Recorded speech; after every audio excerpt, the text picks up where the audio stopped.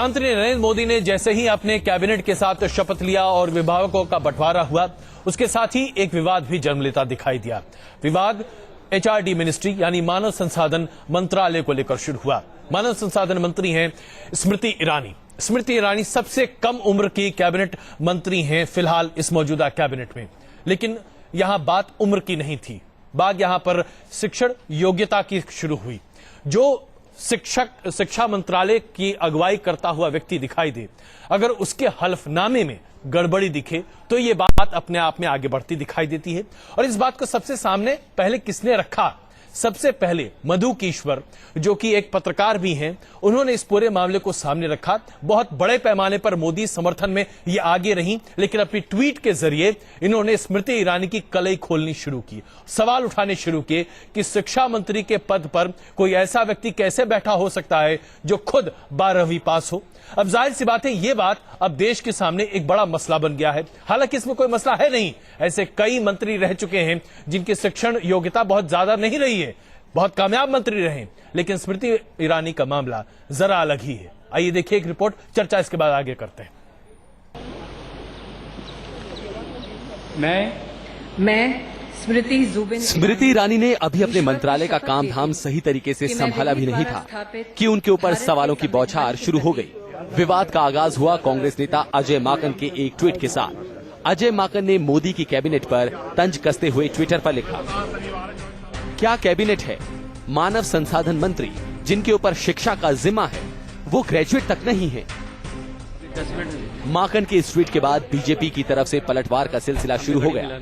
सबसे पहले पार्टी की फायर ब्रांड नेता उमा भारती ने सोनिया गांधी को बिन्हा बनाकर कांग्रेस पर सवाल दाग दिए। उन्होंने स्मृति की शैक्षणिक योग्यता पूछी है, मुझे पूछना है कि सोनिया गांधी की शैक्षणिक योग्यता क्या है, क्योंकि उन्होंने यूपीए को हेड किया है, मनमोहन सिंह को डायरेक्शन दिए, पूरी यूपीए की सरकार उनके दरवाजे पर हाथ बांध के खड़ी थी।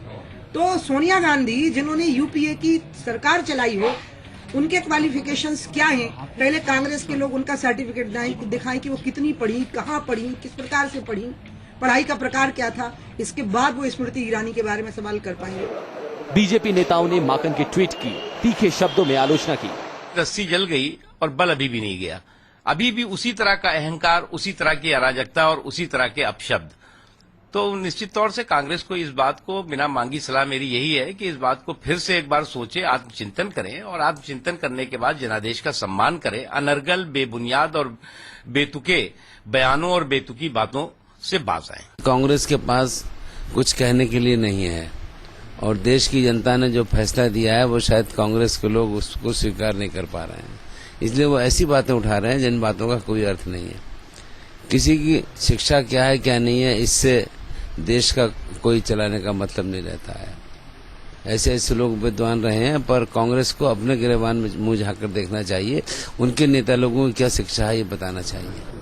वार पर पलटवार से शायद कांग्रेस के खेमे में भी खलबली मची, तो कांग्रेस के दिग्गज इस किस्म की बयानबाजी से दूर रहने की नसीहत देते नजर आए।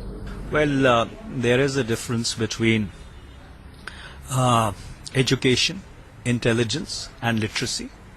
And before we articulate such formulations, I think we should keep that distinction in mind. माननीय प्रधानमंत्री जी को अधिकार है कि वो किसको अपना मंत्रिमंडल में लें। अगर उनकी नजर में इस देश का मानव संसाधन मंत्री डॉक्टर मुरली मनोहर जोशी और स्मृति ईरानी में उनको पसंद करना है तो उन्होंने स्मृति ईरानी को पसंद किया, इसमें क्या आपत्ति किसी को है? सियासत में निजी हमलों का सिलसिला नया नहीं है, लेकिन सत्ता हाथ में आने के साथ ही विरोधी ऐसा वार करेंगे, इसकी उम्मीद मोदी सरकार को भी नहीं रही होगी। Team news nation. अब बात यहां आ गई है कि क्या एक मंत्री की शिक्षण योग्यता तय करेगी कि दरअसल वो किस मंत्रालय का नेतृत्व करता हुआ दिखाई दे। आइए इस पर चर्चा करते हैं। हमारे साथ भारतीय जनता पार्टी से शाइना इनसे जुड़ चुकी हैं, मीम अफजल साहब कांग्रेस हमारे साथ मौजूद हैं और वरिष्ठ पत्रकार उर्मिलेश जी भी इस वक्त हमारे साथ मौजूद हैं। मीम साहब, आखिरकार ये कब से तय होने लगा? मैं निकलूंगी, मुझे निकलना है, प्लीज मुझे अपनी प्रतिक्रिया देने दीजिए। मैं बस शाइना जी 1 सेकंड में आ रहा हूं आपके पास। पहले जब तक ऑपोजिशन की बात न सुने तब तक आप क्या जवाब दे पाइएगा? जरा सुन तो लीजिए कि आखिरकार मीम साहब क्यों इस बात को सही ठहराना पसंद करेंगे। मीम साहब क्यों सही ठहराना पसंद करेंगे? कब से तय हो गया कि मंत्रालय वही हेड करेगा जिसके पास उसकी डिग्री हो? शाइना जी के पास वक्त नहीं है, शाइना जी के पास वक्त नहीं है। मैं तफसीली बहस कर सकता हूं। मैं इनसे सिर्फ 3 सवाल पूछ रहा हूं, उसका जवाब देती जाएं वो। पहले तो ये बता दें कि 2004 में जब उन्होंने चांदनी चौक से चुनाव लड़ा था तो वो BA पास थी, यानी बैचलर ऑफ आर्ट्स उन्होंने किया था। और 2011 में उन्होंने अपने राज्यसभा के एफिडेविट में लिखा था, अपनी क्वालिफिकेशन के खाने को खाली रखा था, यानी उस वक्त उनकी क्वालिफिकेशन कुछ भी नहीं थी। और 2014 में अभी जब उन्होंने चुनाव लड़ा तो उन्होंने लिखा अपनी क्वालिफिकेशन के खाने में कि BCom पार्ट 1, यानी BCom के पहले साल में वो पढ़ रही हैं, बस उतना ही पढ़ा है उन्होंने। इन तीनों में कौन सी बात दुरुस्त है और कौन सी गलत है, सिर्फ शाइना जी ये बता दें। और मेरे ख्याल में उसके बाद उन्हें, मेरा ख्याल है उनको जाना है, हम लोग बाद में बहस कर लेंगे बाकी। शाइना जी। मीम अफजल जी, मैं आपके सभी मुद्दे को स्पष्ट रूप से प्रतिक्रिया देके ही निकलूंगी यहां से। सबसे पहले मैं नहीं समझ सकती हूं कि कांग्रेस पार्टी को भारतीय जनता पार्टी के नेतृत्व के प्रति हर बार टिप्पणी क्यों करनी है। जब एक महिला को एक मौका मिलता है और वो भी एक युवा महिला जो अपने क्षमता के अनुसार और अपने बलबूते पे संगठन के लिए काम करके ये दिखा के कि उनमें एक डिलीवरी है और ना सिर्फ डिग्री के ऊपर डिग्री, तो आप बार बार टोकते हैं। सुबह से हम देखते आ रहे हैं कि कांग्रेस के नेतागण कहीं ट्विटर पे तो कहीं प्रतिक्रिया, कहीं ये पूछना कि वो BA पास है या BCom पास है। मैं स्पष्ट रूप से आपको बता दूं कि वो BA पास है और बाय कॉरेस्पॉन्डेंस उनका जो डिग्री है। 2004 में ये प्रश्न आपको इलेक्शन कमीशन के प्रति करना चाहिए, जिन्होंने गलती से लिखा कि वो BCom पास है। अभी ये टिप्पणी करूंगी तो आप कहेंगे तो आपने स्पष्ट रूप से प्रतिक्रिया क्यों नहीं दी। जब मैं दे रही हूं तो आप ये मान के चलिए कि भारतीय जनता पार्टी ने जो ठान लिया है कि देश में राजनीतिक इच्छा शक्ति के साथ प्रगति होगी, वो आपको आते दिन में देखने मिलेंगे। लेकिन जो एक दिन में आपने तय किया, साइना जी, अगर मैं आपसे पूछूं, मैं एक बार फिर आपसे दोहराने के लिए कहूंगा, आपने अभी कहा, तो ये बिल्कुल गलत है। आपने अभी कहा कि स्मृति ईरानी BA पास हैं। क्या आप पुख्ता तौर पर इस बात को जिम्मेदारी के साथ कह रही हैं? क्योंकि जो उनके एफिडेविट में लिखा गया है उसमें सिर्फ पार्ट 1 की बात कही गई है। तो क्या आप ये पुख्ता तौर पर भारतीय जनता पार्टी के पक्ष पर कह रही हैं कि वो पूरे तरीके से BA पास हैं? बाय कॉरेस्पॉन्डेंस उन्होंने BA पास की है। वो स्थापित रूप से आपके सामने, हमें कोई ऐसे कटघरे में खड़े करके आप ये बार बार पूछेंगे BA है BCom है, किसकी गलती है, इलेक्शन कमीशन की या आपकी? आप ये मुद्दा, शाइना जी, मुद्दा इसलिए उठा 10 साल में हमें पता, शाइना जी सुन लीजिए एक सेकंड, मुद्दा इसलिए नहीं, मुद्दा ये इसलिए उठा क्योंकि 2 एफिडेविट है जो कि, नहीं एक सेकंड सुन लीजिए शाइना जी, मुद्दा इसलिए उठा है क्योंकि 2 एफिडेविट है। ये दोनों एफिडेविट खुद स्मृति ईरानी ने दर्ज किया है, एक 2004 का है और एक 2014 का है। दोनों में अलग अलग बातें लिखी हैं। अगर उनके एफिडेविट में 2 बातें लिखी होंगी तो लोग सवाल उठाएंगे, लेकिन आप अगर इसका स्पष्टीकरण दे रही हैं तो हम उसे मानेंगे। इसलिए मैंने आपसे दोबारा पूछा। और इसलिए मैं एक विनंती आपसे एफिडेविट की कॉपी है, ये इलेक्शन कमीशन का कागज नहीं है। आपके पास जो चर्चा विवाद का विषय नहीं है तो प्लीज सोच लीजिएगा कि इतना अहम मुद्दा, जहां एक भारतीय जनता पार्टी में एक महिला, एक युवा महिला को एक मौका मिल रहा है कुछ कर दिखाना, तो उनके काम के बारे में आप फोकस करें तो वो महिला को मौका जरूर मिलना चाहिए, जहां आप करते पूरा आदर और इज्जत है। जब हम लेकिन ये आपको पता है, प्रशंसा नहीं करते, ये इट्स क्रिमिनल ऑफेंस, बार बार यही टोकना है कि इनको क्यों मिला और इनको क्यों नहीं, और बीजेपी में क्या चल रहा है। आप कृपया बीजेपी और हमारे नेतृत्व के बारे में टिप्पणी ना करें और फिक्र ना कीजिए।